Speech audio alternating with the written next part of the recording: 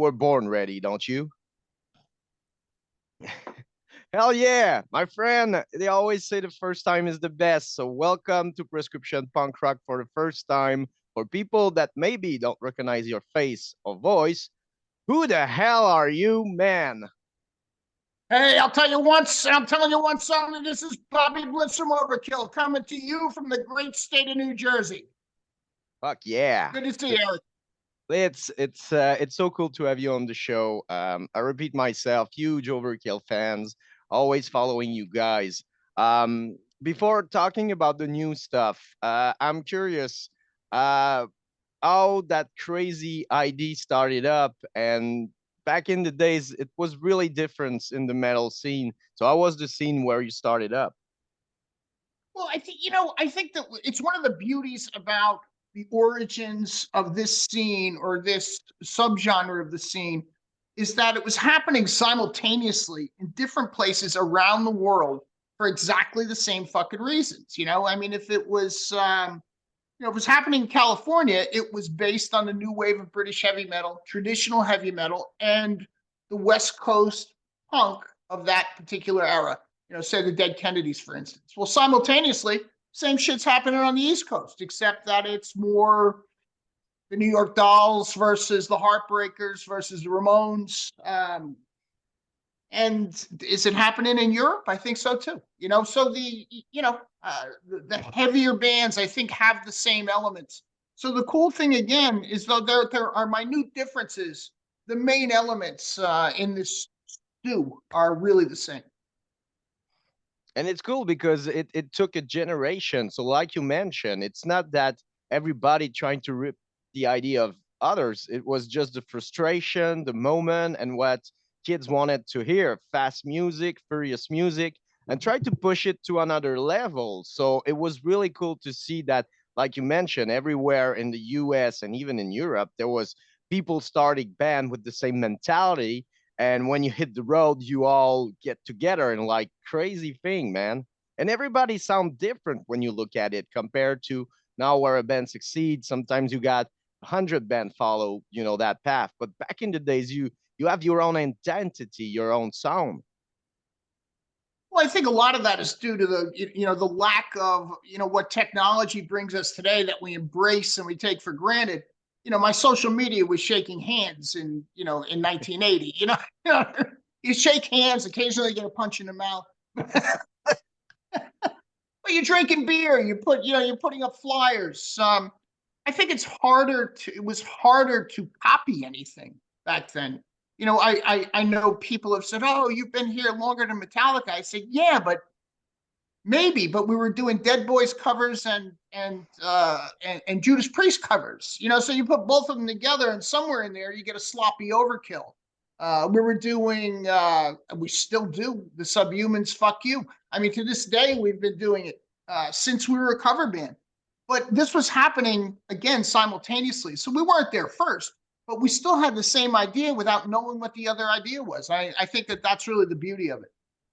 It's cool because when it started up, people didn't figure it out. It took a couple of years for you guys mentioned, we saw punk rock, we saw the energy. So we wanted to do something different, but have that energy, like you mentioned, the Subhuman, the Germs back in the days, and Black Flag, and all those crazy band. And it's cool that, it was weird that for many years it was two style that was two both world, but now it's all collide, and it's cool to see that even like Subhuman mentioned Overkill, like we love them. It's unique. I give you an example. I remember I've only owned one new car in my life, and I bought it in 1984, and I think it cost me $5,000, and eventually it got repossessed because I couldn't pay for it. But the first thing I did was picked up Dee Dee and two other guys in this brand new car, and we drove from New Jersey to Montreal, and we went to a concert called World War III, and it was Voivod, uh, Celtic Frost, and Destruction from Germany. Well, we Wow. got up there the night before, and the first thing we do is go to St. Catherine's because it's an adult playground, and and we go see DOA. So the point is, is that we were there for that fucking metal, but we said, you know something, DOA's playing the night before. So there's where I think that's the whole mix from the beginning. And I think it's something special. You know, I can't say that the bands are punk bands, but has that attitude come with us for years? I think so. I mean, I think we're always trying to improve on what we do. I think we're trying to reach people, but I do think that there's an attitude with this music that is based on I really don't give a fuck what you think, which, which makes it a lot more real, therefore a lot more accessible to those who like that approach. It's so true. It's so true. And it's cool that, you know, with time, if you see like the Exploited, they bring metal element in their music. So it was all connect. And if you look at music, the start of rock and roll, it's we were all the same, you know, it all start at the same place. We're just like years later thinking that we revolution, you know, that style of music. But there was people that were punk back in the days, but it was no punk, so they didn't know. But they're always been there, you know, that fuck you, fuck society. I want to do something. Everybody say I can't, so fuck them all. I'm gonna do it either and prove them wrong. Yeah, you know, it's I can't say it's a belief. I think it's just something in the DNA. You know, it's not. I don't think anybody sits and thinks about it or overthinks it. I think you do it before you think about it, and I think that that's where its purity comes from. And I can't say that we're a punk band, but for God's sake, I mean, you know, when I went to the university, the whole reason I went to the city, to Manhattan, was that I could be around a music scene that was blossoming at that time. That was, you know, was off the hook, you know, at that particular time. And I mean, it's like, you know, it was the origins of Blondie. It was Patti Smith. It was television. It was Richard Hell and the Voidoids. If you're involved in this type of a thing, you know, if you see Iggy Pop hanging out in front of Max's Kansas City, you know something's fucking happening. Later on, as things develop, I think you take that with you. I mean, if you don't take your experiences with you into something that you're trying to create, you're not creating something real. So I think that that's what happened with this music. And I can specifically say that with us, that it was something that was a little bit more special to be growing up in the New York, New Jersey area when that shit had raised its head above ground. I fucking envy you, man. You know, I'm 41. I was not there, but you know, I saw so many documentaries about, you know, the New York scene. And being in Jersey, you're not that far. You know, you just have the bridge to cross. And I went to New York 2 times. It's such a cultural city. Even years after that, we still smell the creativity that they got. And I mean, fucking Ramones and it's crazy when you look at it. It's the same with Overkill. Like people now think, you know, oh, you were big back in the days, but it was not the case. Even the Ramones, it almost took them like to die, like when Dee died, that people realized, oh, we got the Ramones, and you know, Arena starting to play Blitz with Bob. But before that, they struggled to each records. I think it was actually D.D. King, wasn't it? By the end, Yeah, the rap there's some great, records. man. There are some great interviews on YouTube where with Dee Ramone and separate from Johnny Thunders and the Heartbreakers. And once they start getting on some of the tangents, you know, where somebody asks about, yeah, so Dee Ramone says you set all his guitars on fire. No, I didn't. Fucking media. They always try to create a controversy with nothing. Like those guys were friends, they were pals. Of course, they were drinking, having fun, doing drugs, and there's time that they tried to kill each other's. But man, after that, they're all friends, and they knew they were part of something. Like you guys, you know, the trash metal. It kind of pissed me up when people talk about the big four because they're missing so many bands. It's not the big four. It was the big 20, the big 25. There was a lot of band. But when you started up, how was your reaction? The first gig you did with Overkill, seeing those people just getting nuts. Well, you know, I really don't count any of the cover times when we were doing cover songs. I mean, that's still fun and there's still great experiences.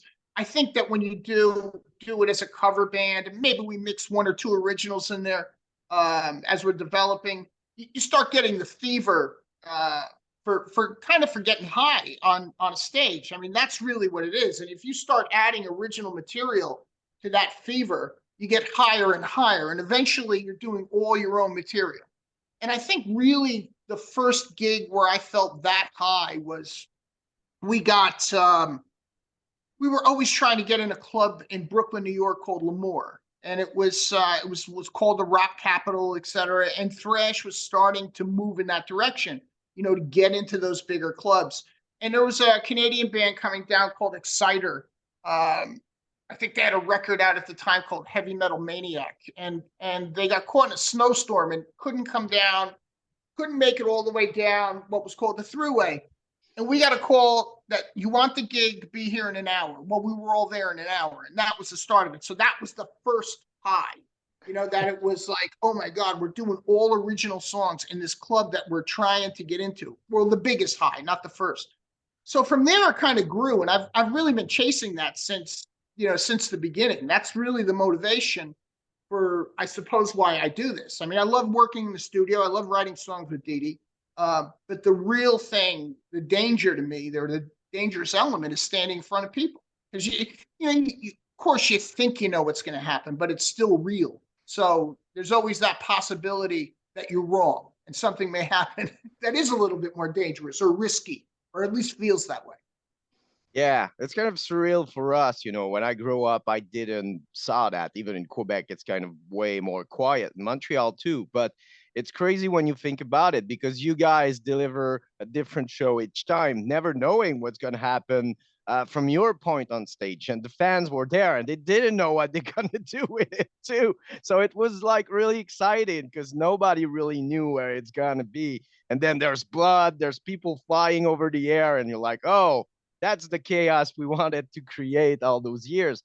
And it's crazy that you started up, when you look at it, you started up as a cover band, and then 20 something album later, you have one of the biggest catalog in the metal history. Well, he who dies with the most toys wins. That's what they say. But it's cool because you stick to it. And even if it was high time and low time, you knew where you were going. So it's crazy when we look at it now with the new records. It's a masterpiece, man. And I'm not surprised, but I'm always so happy to see though, you guys like Testament to releasing solid record after all those years when people would say, oh, they're getting older, they should stick to the old stuff. And it's not true, man. I think the experience, the evolution of the band, there's always something to say. But is it more easy with time, or it's still a huge challenge for you? Well, I think it's you would think it becomes easier, but yeah, repeating yourself is a big deal. I mean, there's a very fine line between style and repetition, and to be able to go in and rewrite, to rewrite old songs is not my idea of success. No. I always wanted to be in a position to feel that I'm vital in the current day, not that I was vital yesterday. And this record is a reminder of yesterday. It can remind you of yesterday. It can be rooted in yesterday, but it can't be yesterday. It has to be today. And I think that that's the biggest motivation to keep doing it. And it becomes longer and longer for me to write records, probably because I'm just older and I keep forgetting what I wrote. But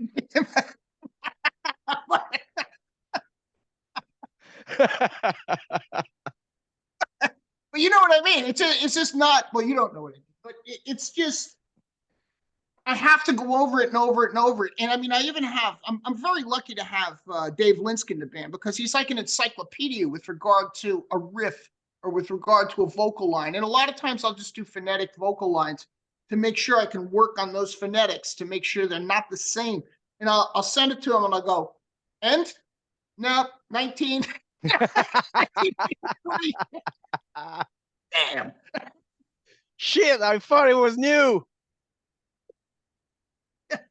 So that's the only thing that's hard. But I think somewhere, I can't say the success of or succeeding with finishing it feels any less, because the work is to some degree harder at this point when you look at all the variables of how much music we have done. I mean, I've been involved in writing at least 200 songs with the guys in the beginning and with Dee Dee. So It's so cool. It's so cool. And yeah, you're right, because sometimes you get lost in the process after 20 records. So it's really a teamwork with everybody.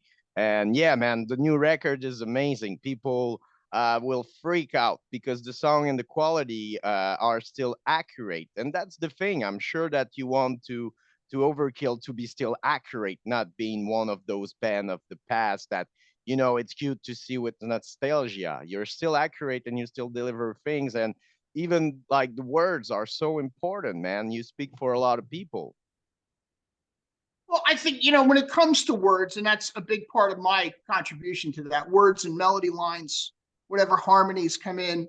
Um, I don't think of myself as very different than the people who listen to this. I mean, I really don't think of myself as any different than the people who listen to this. And I think that that's where the connection comes from.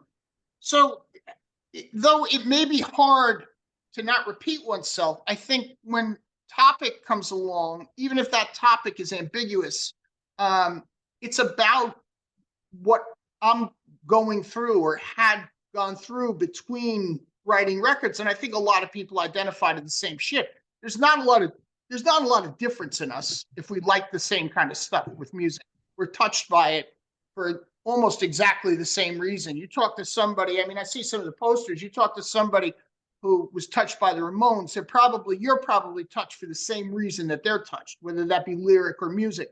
And I think that applies also to Overkill. And I think that that's where its identifiability comes from. It's the fact that it's not that different from other people. It's not up here. It's right there. It's eye to eye.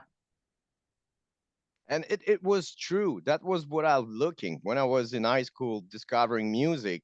I was looking for people like me, that don't give a shit and just want to, do something, even if everybody was like, no, no, no, you can't, metal, where it's going. And I need something aggressive, something that talked to me. And that's the thing, the true thing of Overkill. That's what reached me and get me past through high school. And I'm sure a lot of people been through that too. It's the worst year you can have in a way, and the best year of your life because you have you have no obligation. And but yeah, so it's cool. The balance you find through every record, it's hard to achieve, but you nail it with times. I don't think that anybody goes into a studio to not do the best they can. I mean, I think there might be odd occurrences where that happens, where somebody's just not into it and they're contractually obligated to do it. But I know we've never done it. We always try to succeed at a high level. And sometimes that happens and sometimes it doesn't. I mean, all the fucking stars need to align. But I do think that one thing that I can always say about this is that it's an honest representation of what we're about at any particular time. So love it or hate it, I mean, that's up to the listener. But the approach is based on uh, the feeling in the moment as opposed to an overthought process. Yeah, and in the 90s they were throwing so much money at band. I think you get lost in touch with reality when you became suddenly rich. You're living that crazy life of playing and not having money and try to survive, which is edgy and still keep you want to survive. So it's a struggle, and I think that through the music you see that, you hear that. And I think Overkill never got caught in the game of, okay, we're gonna we're gonna put you 1 million, we're gonna do like 3 4 records, and you're gonna have so much depth at the end that it's and you get lost in that, or thinking about the new pool I'm gonna have. No, you were stick to the music. It's always music, the passion, and the songs that came first. And I think that's why after all those years, it's just getting bigger each time. Each fucking show, there's new fans, new people. It's their first time, so it's cool, man. It's a good point you bring up, and I can tell you something that will, or at least confirms it for me, is that you know the '90s happened, and your late 80s and into the 90s happened, and the major labels tried to grab the thrash bands because John Zazula signed Metallica and then he sold it over to, or went to Elektra Records, and it was some big huge fucking deal. And now all of a sudden the world had changed, the whole fucking landscape had changed. This had become high finance. So boom, we're getting distributed by Atlantic Records, Testaments on Atlantic, all the Megaforce shits on Atlantic. So it went from an underground independent label to being, I'm not going to say being treated any differently, but we had a bigger promotion. So they were finding out about us in places that would not normally find out about us, So, but then the landscape changed after that, like music always does. It always changes to some degree. And the next wave came in. And I remember it was in the 90s somewhere, toward the middle to late 90s, that happened. And so many of the bands that I knew just a few years before, they went home. They went home and they lived in their parents' basement, smoked cigarettes and weed, and played their guitar, and wondered why nobody appreciated their fucking genius. Well, the point was is you had to make it happen. If you wanted somebody to appreciate it, you had to find a fucking way. And this was going to prove what the purpose was if you could find a way.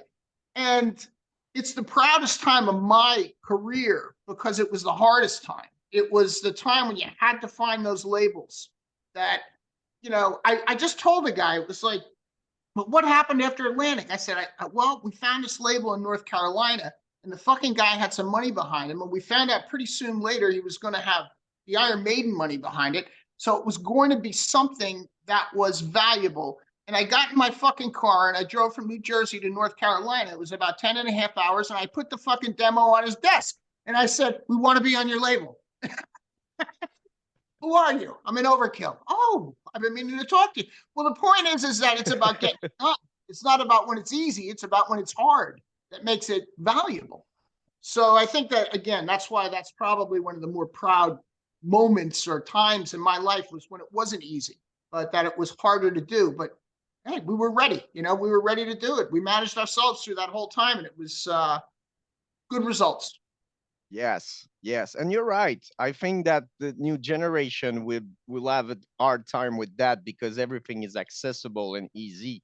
And when you hit the road, it is not. It's a totally different beast. So you have to be ready, and that's you see in the eyes of band that are touring, they know how hard it is. Lie, eyes doesn't lie. You see it, and yeah, it's more easy to promote yourself with the internet, but it's really hard to find a fan base because there's so much band right now. Like it feel like everybody's in the band, man. Yeah, it's a different world. I mean, and I listen. I applaud the fact that technology has taken us to instantaneous information, to be able to look at each other when we're talking like this. People to get instant music. That the kid there's some kid within 3 miles of me making some great music in his bedroom on fucking Pro Tools, and maybe somebody discovers him, maybe somebody doesn't, but he loves it, and I think that that's fucking great. And just because it's different doesn't mean it's wrong. No. I think that for a band like us, it was always lucky to have both sides of the equation, to reinvent ourselves through the technology, but to still have experienced the fact that we had to shake hands, that we had to get in that car, that we had to do a physical confrontation face to face, or not, or meeting, not confrontation, but it had to be a physical hello. I remember a guy told me, and it was a guy who eventually managed us, the same club I told you when we got that gig. We used to take turns handing him press kits, and we had professional press kits, demo, biography, 8x10. And it was my turn. And I walked up to him and I said, Mr. Parente, hi, I'm Bobby from Overkill. We'd really like to play your club. He goes, you're a nice kid, but your band fucking sucks. Okay, here's my answer. Okay, here's the press kit. I'll see you next week. But you need those people. You need the truth, man. I think that's maybe he was my manager a year later, saying, I can't believe these guys. They keep coming at me. They won't take no for an answer. So I think it was something to be proud of. Yeah, at the end it was like, man, I signed them. They're gonna leave me alone after that because they're coming back, man. But you're right. You're right. And when you surround with people that does say, "Oh, that's good. That's good. Oh, wow, that's good." And I think that maybe that's the case with Metallica. They're surrounded with people that just say yes to them, and you need people to say no. You know, like no, it's shit. And if you look at the documentary they did, some kind of anger, I think it's Lars' father who just said, "No, it sucks," and Lars is like, "What the hell?" Finally somebody stepping on. It sucks. And it's true. It's like it's for every band. Like even if you're the biggest band out there, you can release bad stuff if you surround yourself with people that just say yes. So yeah, no, sometimes can be hard to take, but you need that. But necessary. Yes, Yeah, necessary. It's easy to accept yes, always. Right? It's not always easy to accept no. yeah. And at the end, it's all the fans that decide. So you know, I'm curious, Blitz, how music came to your life when you were a kid? Was it through parents, friends, or how did you discover music and how you start to sing? Well, music in general was through my mom. She had sang. She had actually toured, cut a few records. She was like she was in the Copacabana in New York. I have her 8x10 still. I mean, it's she's from a very big Irish family. There was 13 kids. You know, Oh, nine were girls. Nine were girls. So and all of those girls could sing. You know, so it was never we never thought that it was myself, my brothers and sisters, my cousins. We thought all families sang. You know, come to all mind, they families don't sing. all families have nine aunts who stand around the fireplace and harmonize on Sunday afternoons for their parents, while their kids are sitting on the floor, But we thought that that was just the way it was, so I was never afraid to do it. I think that's the only reason I became a singer because I don't have my mother's talent. I have the set of nuts that says I can do this. That's all. That's for me what it is. So I never had a fear of it. You put a microphone in front of some. I mean, to this day, I put a microphone in front of some of the guys in the band. They're like, I don't like to hear my own voice. I'm like, pussy. Wow. Yeah, Was no, that? that I was always a self starter. I always figured a way to make money, whether my father put me to work or, whether I had a newspaper route or whether I pumped gasoline. And I always bought records. I always bought records and I always bought something that was avant garde, something that was out there. The more out there I ended up with the Alex Harvey band at home. They were this, a crazy fucking band. And I'm like, I didn't like all their stuff, but I'm like, what a fucking band. it's a hell So of a I was beat. attracted to everything that wasn't the norm. And I think that between my mother just singing all the time and liking, unusual, strange music, that it brought me to where I should be, I suppose. Wow. Yeah. And it's another proof that sometimes you don't need to be the best to do it. Just have the emotion and the passion and the desire to do it, and it worked. And And the you're desire, you're you're really not a bad vocal. I mean it. no, Like, no, but the desire to get better. I mean, to get better. You know what I mean? To push it, to say, oh, I could do this better. And I think that that's, it's one of the things that we've always had is that we've taken opportunities and tried to make them better. Maybe we don't always make them better, but for inside, I'm trying to be better than I was the last time. I'm not trying to do the same thing. So I think that that always helps. And it's probably one of the reasons we've stayed around this long. and did your mother listen to Overkill? I got to tell you something. I have an interview starting, another one, but I'm going to tell you this story, so I'm going to make him wait. So my partner Didi was having his 50th birthday in New York, and we were playing a place called it's now called the Palladium. It was called the Sony Theater or the Best Buy Theater at the time. There's about 2,200 in there. We have Accept as the opening band, and we're having a birthday party. Now my father, I always ask my father, why won't you bring mommy to come see me play? And he said, well, because you're her firstborn and you have a dirty mouth. And she's a very religious woman, right? Very Irish Catholic. Okay. Well, my wife at the time says, enough of this bullshit. She goes and she picks him up and takes him to this party. At backstage, right? There's a birthday party. There's kids. There's a big birthday cake. There's pizza. There's fucking beer. There's soda. Everybody's having a good time. My father goes, I never thought it was like this. I thought you guys would be all like laying around drinking beer in your underwear, cursing at each other. I said, boy, it's not like this every time. It's a special event. And he goes, you watch your mouth on that stage. Well, I got out on the stage and I could see my mother, beautiful mother, sitting there at the soundboard all the way in the back. I could see her smiling, right? We finished the third song. Boom. I said, good evening, New York. I have a special guest here. And I promised her it's my mother, and I promised her I wouldn't use any fucking profanity. I see her whole face gets red, but it was over. You know, she knew what I was like. She loved me anyway.